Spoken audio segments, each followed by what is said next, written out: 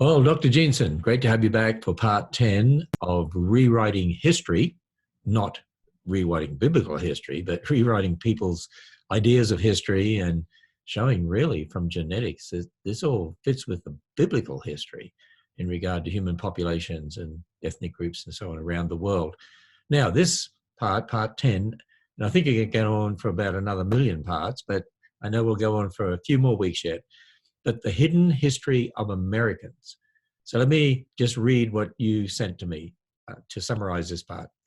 After Columbus arrived in the Americas, over 60 million Europeans, primarily Western Europeans, followed. But who were they? We take for granted that they were ethnically Germans and Italians and Irish and the like, but genetics tells us a very different story and takes us back to one of the most mysterious epochs of European history, the Dark Ages. Tune in to find out the hidden history of Americans. This sounds rather intriguing. Now, I know in future episodes, because I've also said this, that you're going to go back and look at pre-Columbus. Now you're going to look at post-Columbus. So why don't you take it from here and tell us all about the hidden history of Americans? This will probably be the episode that hits the most close to home for many of our viewers. So many of our viewers would be here in the States, many of Caucasian descent. If we think about other viewers, perhaps English speakers in Australia, UK, Europe, these are primarily Western Europeans. And so this deals with Western European descent, which is heavy the history of the Americas and heavy the history of Europe. So that, all that to say, we're going to talk about things that are directly relevant probably to most of our viewers this time around. And the things we take for granted, so we didn't start with Western Europeans, but hopefully we've seen in the episode so far that the things we take for granted often turn out not to be true, so that if I destroy in this episode our viewers' dearly held ethnicities and stereotypes, perhaps they will be prepared for it having seen the previous episodes. This is all part of the larger question of who do we come from? This is stuff history books can't tell you, haven't been able to tell you, because this is history from genetics, and we haven't had genetic tools until recently. And we haven't had these data to tell us the answers from genetics until the last 5 years. These are things I wouldn't have been able to tell you 5 years ago, things that have rewritten how I understand human history. This is data you're going to only find in this place. You can't get it through commercial genetic testing companies. You can take some of what they tell you and then apply what you're learning here. But these conclusions are unique to this program. We're also going to look at the relationships between us and the ancients. I used to think I had no connection to these ancient cultures that we talk about in history books. I'm half German. My dad's American, going back several generations. So why would I care about the ancient Egyptians other than they're a subject of study? Well, now I'm learning there's connections far more than I thought previously existed. So let's begin. 1492, Columbus sailed the ocean blue. And then what? What happened after Columbus? We intuitively know the answer because the answers, the clues are all around us. I lived in Boston, Massachusetts for 6 years. I knew that when I wanted to get some good Italian food, we'd go to the North End, because the North End was the Italian-American section of Boston with delicious Italian food. And it's not just Boston. Many big cities have Little Italies. This is from New York. And I don't know what city you're watching in, but there's a good chance you've got an Italian-American section of town. Boston also has a strong Irish population, has St. Paddy's Day parades. And it's not just the Irish it's not just Boston where the Irish are, they're in other cities. I'm sure you've had other similar celebrations in places around the country. I had Polish friends in Boston. This is a picture of Polish Hill in Pittsburgh. Now, even if I wasn't from a German mother, I grew up in Wisconsin. And if you go to Wisconsin or Chicago or some other Midwestern place in October, you're likely to run into an Oktoberfest, because there's a strong German and Scandinavian immigrant influence in these places. So what happened after Columbus? Well, a whole bunch of Europeans came over, right? Well, that's how we've often thought about it. And what we're going to discover is, once again, genetics rewrites what it means to be European, or to parrot a famous movie. We keep using that word European, but I don't think it means what we think it means. At least genetics tells us that. The world is smaller than we think. We saw this in episode 1. There's more connections than we've imagined. Our family trees are more connected than we think because of the math of our number of ancestors. This implies that racial or ethnic change happens much more quickly than we think. And if we look at slight differences in reproductive rates, this is not intuitive, but it's mathematically the way it works out. A slight difference in reproductive rate can lead to one ethnicity taking over the other, even though this other ethnicity never looks any different. You can have Europeans that look like me, but have recent African ancestry from dark-skinned people. We've seen our family tree is much more shorter, much more shallow than we think. It's only 200 generations or less from Noah, 8 people, to the nearly 8 billion alive today. And so it's 200 genealogical steps. So to compress going back in time 8 billion back down to 8, very easy. It just happens really fast. And so you're going to have to start putting people groups together to do it. And we've seen that the only way we can do this genetically is not with the commercial genetic tests. You pay $100 to Ancestry DNA, to 23andMe, Family Tree DNA, and the readout that you get tells you, well, you're this % German, this % Irish. It's probably very little from what you already know from your own family tree. And the reason for that is they're looking at the DNA that comes from both parents. And so if dad is Irish and mom is German, the kids are half of each of those. And then it gets diluted by another half, so 50%, 25%, 12.5%, on down it goes, boom, boom, boom, boom, it drops off. And so these sorts of genetic tests can only go back 4 or 5 generations, which you probably already know from looking into your family tree. So $100, hopefully not wasted, but it doesn't tell you a whole lot more than what you already know. It's the DNA from one parent that can tell you much deeper history. On the mother's side, it's mitochondrial DNA. It's statistically noisy, which is why we haven't looked at it in depth. It tells you 6,000 years ago is when it started, but you can't get into the fine, precise details. It's the male inherited DNA, for reasons, I guess, that God intended, that gives us the much more detailed resolution of who we came from, and that's what we've been focusing on, beginning with one of the first branches that connected Europe to South Asia, India. In the recent past, they have had common ancestors. That common ancestor population split up around the 1500s. And we've seen that it's likely the Mongols and their descendants who have infiltrated Eastern Europe, Central Asia, Middle East, and India. It's very explicit in India. The Mughal Empire, the ruling empire before the British came, was of Mongol descent. And we can see this reflected. About 25% of Indians today, South Asians, are of this descent, about a third of Eastern Europe.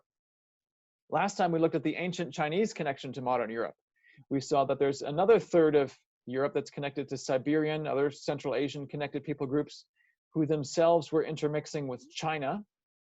And looks like going back to the distant history, the deep history, shared a common ancestor with the dominant people group in China today, the dominant genetic group in China today. And this has eventually resulted in intermixing among these Central Asians and Russians and other Eastern Europeans. What we want to look at today is the other half of the European equation. So about 2/3 of Eastern Europeans have recent Central Asian ancestry. They don't look like it. They don't look like Central Asians. They look like Europeans, Caucasians. Yet this is what the genetics say. Now we want to look at the history of Western Europeans, the other half of Europe. Who settled the Americas after Columbus? We've got the clues all around us. The Irish, the Germans, the French, the Spanish, the Italians. This is what we think of as the dominant ethnicities in the New World. There's a hidden history in all this. And the ancestors of most Americans, and by extension then Western Europeans, are not who you think they are. After Columbus arrived in 1492, over 75 million immigrants arrived on the shores of the Americas. Now, some were forced there. One of the saddest chapters in human history, the ugliest chapters, is the forcible enslavement and removal of 11 million Africans from the African continent to the New World to work under awful conditions in slave labor on plantations. So they represent some of the immigrant population, in a sense, to the New World. Forced immigration. Sad chapter. In terms of Caucasian Americans, thinking from north to south, about 9 million people from the British Isles arrived in Canada. Around half or so of those eventually ended up in the United States, but there's the data for our northern neighbor if you're watching from the United States. A whopping 42 million arrived in the United States, primarily from Western Europe. About 40% of these people arrived from the British Isles, 20% from Germany and Scandinavia, 20% from some of the Mediterranean countries like Spain and Portugal, and heavy Italian influence, of course, and then 20% from Eastern Europe, which I'm including Poland, Russia, Ukraine, these sorts of countries in that quantity. Latin America, of course, draws heavily from Spain and Italy. They don't have nearly the number of migrants. Of course, the dominant languages in Latin America are Spanish and Portuguese. I've only highlighted Brazil and Argentina here because they were the recipients of the heaviest numbers of Spanish and Italians. You don't see nearly the same numbers as for the US because they came over, and then the people we see today are largely the result of natural increases in these countries. So there's a group that came over, they intermingled with the people that were here, and so the Latin Americans you see today are heavily European, but it's primarily because they've been in that location, increasing naturally in that spot. The numbers are less influenced by continuous migration from the European continent. Well, if you add up all these numbers together and say, okay, looking up and down the Americas, what parts of Europe do people come from? I've divided Europe into the darker yellow, orangish color. That's Western Europe. France is part of it too, but I haven't highlighted them as much.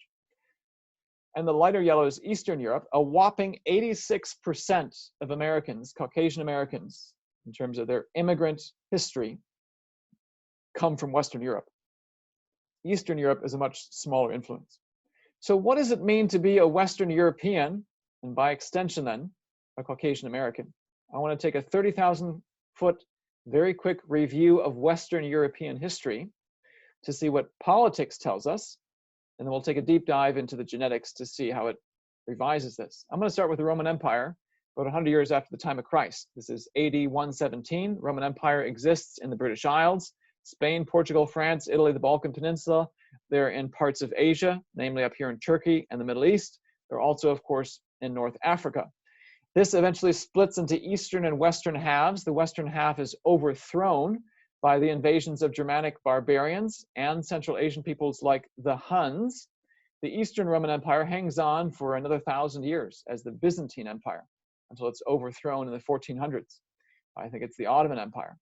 Well, this invasion of the Western European Roman Empire leads, I was taught, you were probably taught in school, plunges Europe into the Dark Ages, which we're learning more about, but they were called the Dark Ages, I was taught, because we know so little about them. Yes, the Vikings raided Northern Europe. You have Scandinavian raiders in the British Isles, Northern France, so forth. But really, this is largely unfamiliar territory. Even if I were to show you maps of Europe at this time, it's not something that really rings a bell. And yellow is the Holy Roman Empire, not a terribly famous one per se for casual observers of Western European history. In the east in purple, it's the Roman Empire. Again, we don't usually call it that. We tend to think of it the Byzantine Empire, and naturally our minds don't connect to that. And you can see it's heavily Asian, not so much European. This is AD 814. Here's another view of that same year. You can see again the Frankish Empire. There's parts of the British Isles that look more familiar, but down here it's the Muslims who are in Spain due to the Arab Muslim conquests. Italy is broken up into component parts. There's a Bulgarian Empire down here. Again, the Eastern Roman Empire, the Byzantine Empire is over here. Not so much familiar territory. Eventually, Europe emerges from these dark ages into the Middle Ages. Think knights and castles and cities enclosed in walls, like this is Rothenburg, sort of a relic of a bygone era, being of German descent. This is in Germany. Been able to visit a few times. Fascinating insights into how Europe used to look. This gives way to the Renaissance, rediscovery of classical learning, people like Leonardo da Vinci, and scientific advances. There's an earthquake in the religious realm with the Protestant Reformation, whose effects ripple throughout Europe.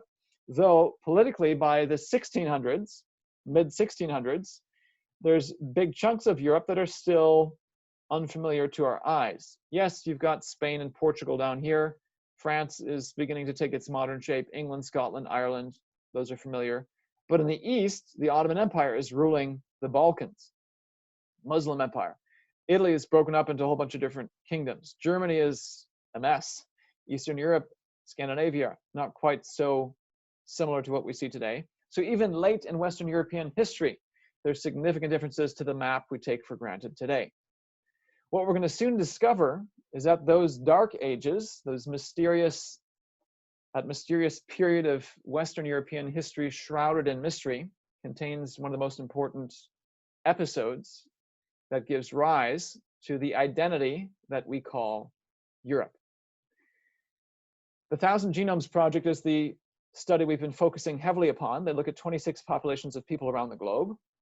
I want to revisit what the genetics tell us about these Western European entities and some of the peoples as well in the New World. So this is the family tree that results from some of these folks. I took about half of them to keep it simple. We've looked at this branch up here that I've called R1A. And just to clarify, because I've gotten some feedback that tells me I didn't explain it very clearly the first time. I'm showing here on this tree a bunch of dark green South Asians, Indians, Pakistanis, so forth, coming together to a common ancestor with Europeans. This does not mean that every single South Asian in this tree, in this particular branch of the tree, or every single European in this branch of the tree comes together right there. I said this section, it represents, this branch of the tree, this major branch called R1A, represents a full 25% of India. What that doesn't mean is that there's hundreds of millions of Indians who have this one guy as their common ancestor. They go back to several people along this branch. 1500 is when whoever this people group was, I think it's Mongols, they split.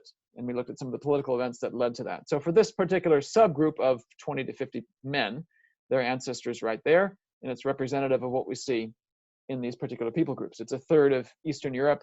Again, this is R1A. I mentioned those names not to throw out a bunch of scientific lingo, but these are the types of designations you'll likely see if you take a genetic test and ask for Y chromosome analysis. So you can look back at these videos and say, aha, this is who I come from, because you're not going to find that out from these commercial companies. They don't use the young Earth timescale.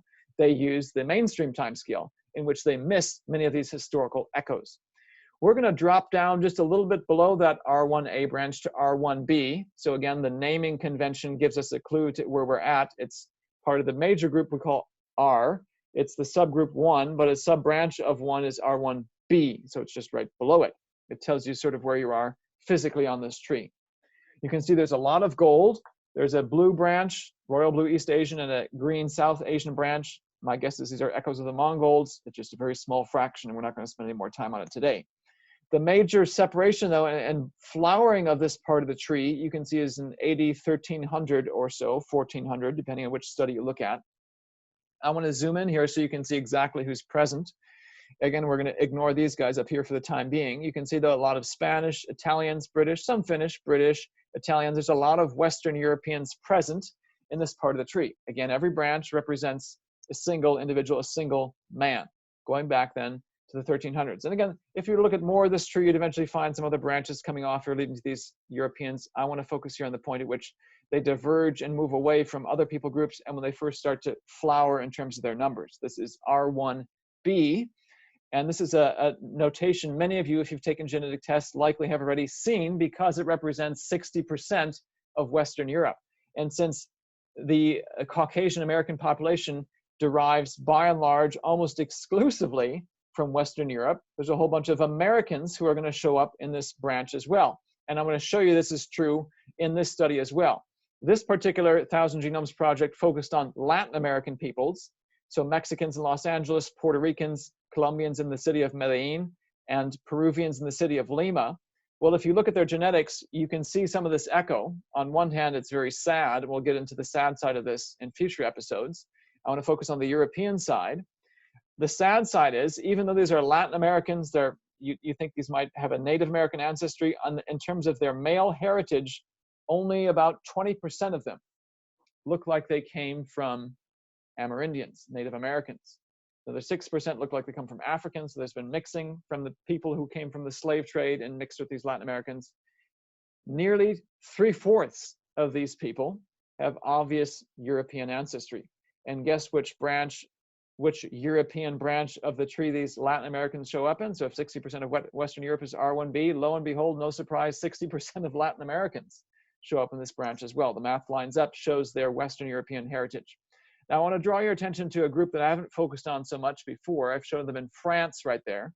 They're people of French heritage, but they were actually residing in Utah at the time of the study. So they represent Caucasian Americans, and 86% of them show up in this branch, R1B. So if you want to understand the history of Western Europe, the history of Caucasian Americans, this is the place to look, by and large.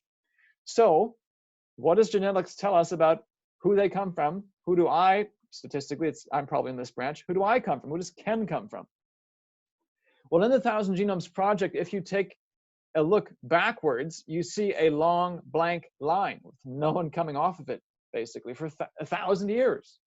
So this doesn't really answer the question. To get some more clues as to who it is we come from, we have to switch to this other study that took a dive into a broader swath of ethnicities. Heavy Eastern Europeans, but they've got Central Asians, they've got Middle Easterners, Siberians, more East Asian people groups, not so many Native Americans. Could this give us a clue? R1b shows up in this tree as well, right there, because this is heavily Eastern Europe. It's not nearly as many people as we saw in the previous branch. I'm going to zoom in here so you can see the individuals momentarily. Again, they focus on Eastern Europe. Eastern Europeans are in these other branches, R1a and N, heavily, 2/3 of them, so you don't see so many in R1b. Ukrainians, Jews that were living in Europe, Germans, Mordvins, not so many. There's some in red here is what we call Middle Eastern or Near Easterners. They're largely people in the Caucasus region, mountains sort of north of Iraq that used to be part of the USSR, Armenians, Avars, Assyrians who were up there as well. I'm not going to spend time on these because they're fairly close to Europe.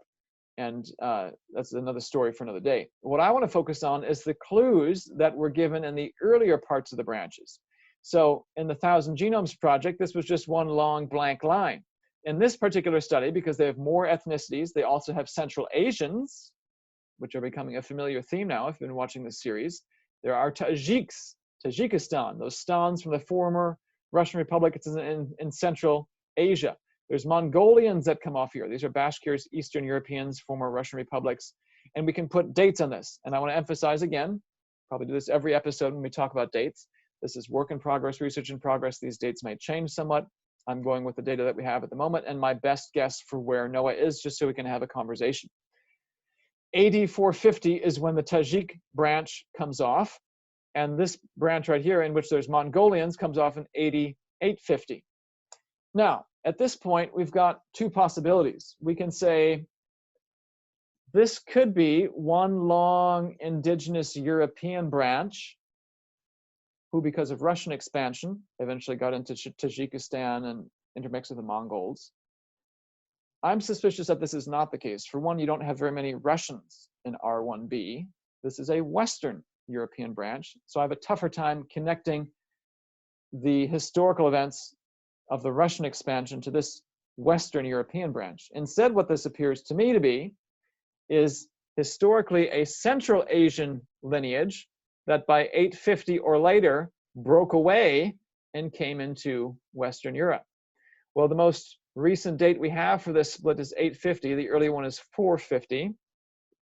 That puts you smack in the most mysterious part of Western European history, the Dark Ages. So what, if any, connections were there between Europe, forget Western Europe, just Europe, period, and Central Asia during this time? And if you would have asked me 3 months ago, I would have said I have no idea. Or a year ago, no idea. I had to look this up. This is not something we typically learn about in school. And lo and behold, if you look it up, there is a whopping amount of activity and movement of peoples from Central Asia into Europe. And the more I've studied this, the more I've realized there's almost a continuous stream of Central Asian peoples moving into Europe. Last episode, we saw how the geography of China has made it protected and isolated. Europe, in a sense, is protected and isolated too. It's got the Saharan desert and water down here to protect from invasions from the south. And you don't see, if you look in history, any sub-Saharan African peoples coming through the desert, going into Europe, or really vice versa. No Europeans come down and try to conquer sub-Saharan Africa. There's a big barrier there called the Saharan desert. You don't really read of anything in history up until the modern era of Europeans going across the Atlantic or Native Americans coming this way. It's a big barrier to migration and invasion. The Arctic and water up here prevents that. Where Europe is exposed is in the east. It's flat and open, and all these Central Asians can march right in if they want to, and they did. The Khazars in the 500s, again, I'm going to give a whole bunch of unfamiliar names here just so you are aware of the different groups that came in. Probably not familiar though, and this is not for memorization. The Pechenegs came in, you can see the dates there. The Oghuz, Turkish people, and this is something I've had to, in which I've had to correct my underlying assumptions on. I think, oh, Turkish, that must mean modern Turkey. Historically, the Turkish people came from here, and if you look at Turkish languages, you can still find a band of them this way. The Turks in modern Turkey is really due to recent historical events that we'll get to in future episodes, especially when we talk about the history of the Jews and of the Middle Eastern peoples. So the Oghuz, the Turkish people, are coming in, and if I have to double check this, but I think Khazars are Turkish-speaking people as well. Kipchaks are coming in, and the last people group that I want to highlight are the Magyars, not necessarily Turkish-speaking. We're going to talk about language connections here in a moment, but they came in around the time, given the data that we have, at that split, 850. So the 800s is close to when the Magyars are migrating from Central Asia this way as part of their conquest. So notice most of these arrows are still landing in Eastern Europe. I'll talk about why I think this may have a connection to Western Europe in a moment. The Magyars are one of the few who actually militarily made ventures into Western Europe and then eventually settled in what we call modern Hungary. Another reason I want to highlight the Magyars is because unlike the other groups, some of whom spoke Turkish languages, the Magyars spoke Hungarian, essentially, or an ancestor of it. They spoke a language that falls into the Hungarian language family, and the Hungarian language family still exists today. Let me explain this map very quickly, just so we can follow the point I'm trying to make. So I'm trying to make the point that many of these other groups don't seem to have much of a language signature today. The Magyars do. Most of Europe, this light green, is what we'd call speakers of the Indo-European language. So just a real brief lesson in the history of languages. I've mentioned in this episode or previous episodes that there's 7,000 languages today. Genesis 10, which I think are the major groups present at Babel when God separates people, only number around 70. So there's been a massive explosion in languages since Babel. God did the initial split right there. And so there's really, in a sense, an analogy to when we think about species, animal species. We say species is not the created kind, not genus, but family. In a similar sense, languages within a family probably come from that common ancestor at Babel. And so even though there's Spanish, French, and Italian that are Romance languages, and there's German and English that are Germanic languages, we're all part of this larger Indo-European language family, dominant one in Europe as well. Another branch of this family is the Slavic language group. You think of Russian and so forth. Well, there's an exception here, and that's the Finno-Ugric language family, into which Hungarian, Finnish, and other ones and other minority languages in Russia belong. The Magyars were members of this language family, and so even though you may have never heard of them, they still have an echo of their existence in languages to this day. That's my main point right here, is that there's been a strong, long stream of Central Asian peoples moving into Europe.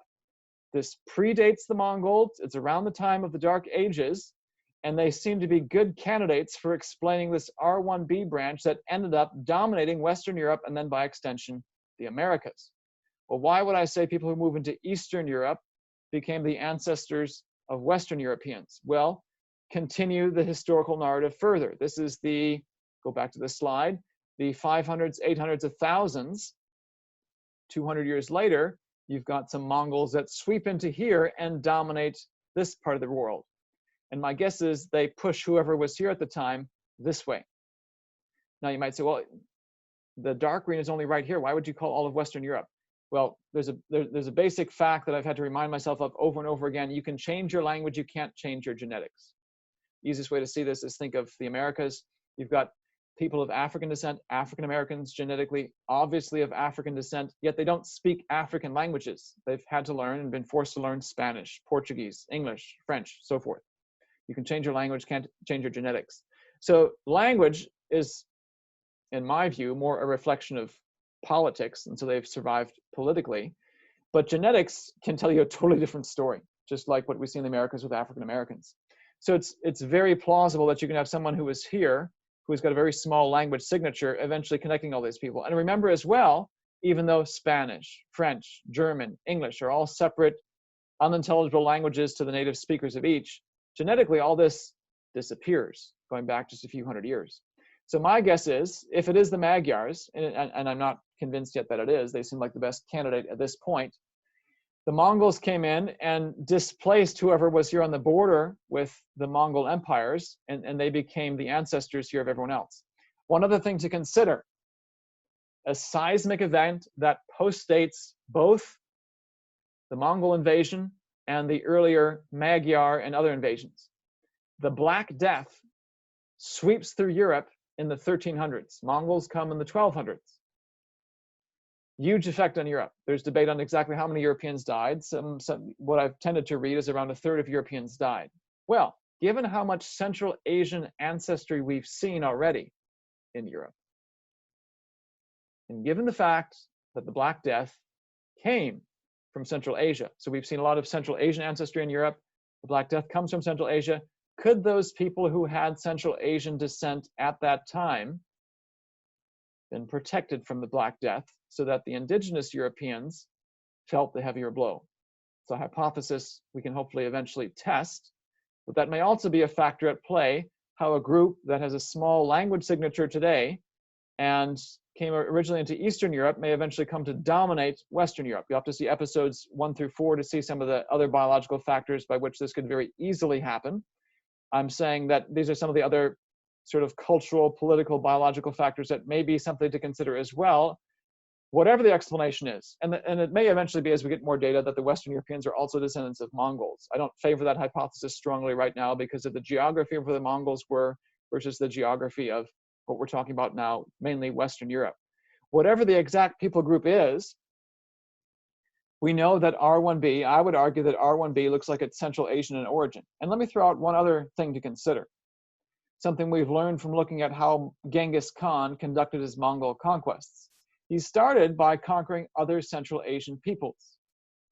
And to maintain loyalty among the peoples he conquered, and he recruited people to his army from these peoples, he deliberately divided them up.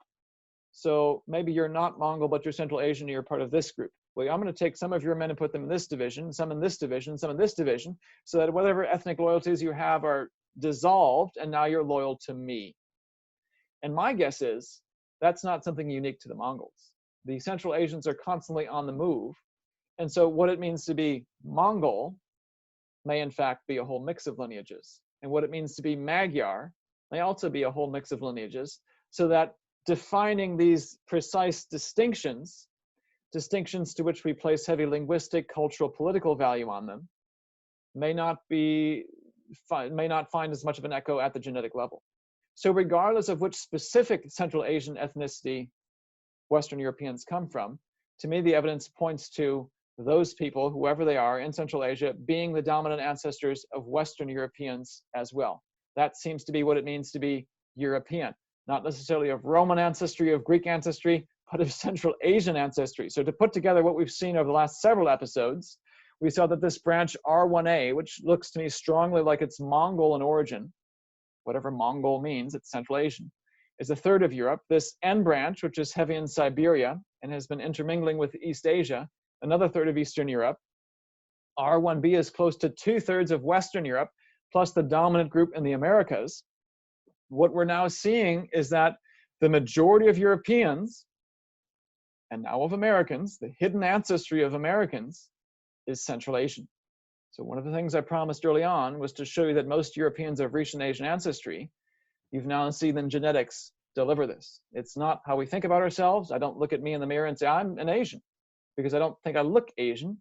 Yet this is what the genetics tells us is the ancestry. There's many more connections among the people groups alive today than we think, and often in ways we didn't expect to see. This is the new history of the human race, and there's even more surprises in store. In the next few episodes, we're going to spend a lot of time on the other side of the Columbian divide. We've looked at post-Columbian events. In the future, we're going to look at pre-Columbian events, one of the biggest black boxes, even among mainstream scientists. There's some real shocks in store when we look at the genetics there. Well, Dr. Jeanson, this is absolutely fascinating.